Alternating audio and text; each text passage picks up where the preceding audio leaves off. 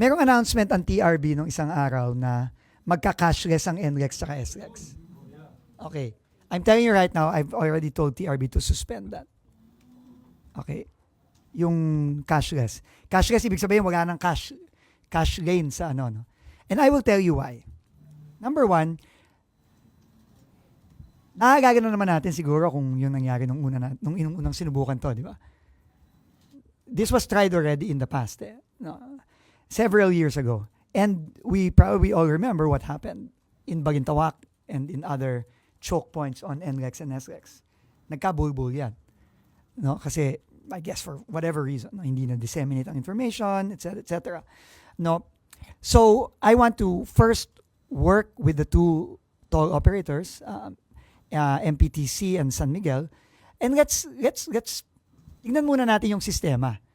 Diba? Is there a way to make it more efficient? Okay ba? Lahat ba ng barrier gumagana? Lahat ba ng RFID nababasa? Diba? Kasi kung may problema pa tayong gano'n at hindi pa halos perfecto yung sistema natin, baka hindi pa panahon para bigla-biglaan tayong mag-cashless. Pero may isa pa akong rason. Para sa akin, ang personal kong pananaw, and I've communicated this already to TRB, having a cashless system is not pro-poor. It is anti-poor. Why?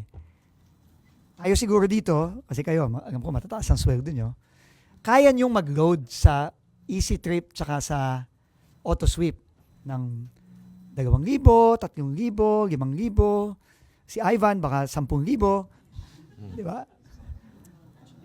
Pero paano yung mga kababayan natin na sagad-sagad ang budget? Di ba? Hindi sila makakaload. O paano kung sa pagod nila nakakalimutan nilang mag-load? Negative yung balance nila o zero, negative. Ibig mo sabihin, pag cashless, anong gagawin niya? Kalbaryo na naman yun. Pagpapahirap na naman sa tao yun. Di ba? Dapat kasi tingin ko magkaroon ng change in mindset eh. Di ba? Naiintindihan ko yung need to regulate. Naiintindihan ko yun. No? Pero kailangan, the need to regulate should not result in making the lives of people difficult. Dapat gumiginhawa ang buhay ng tao, hindi pinapahirapan. Di ba?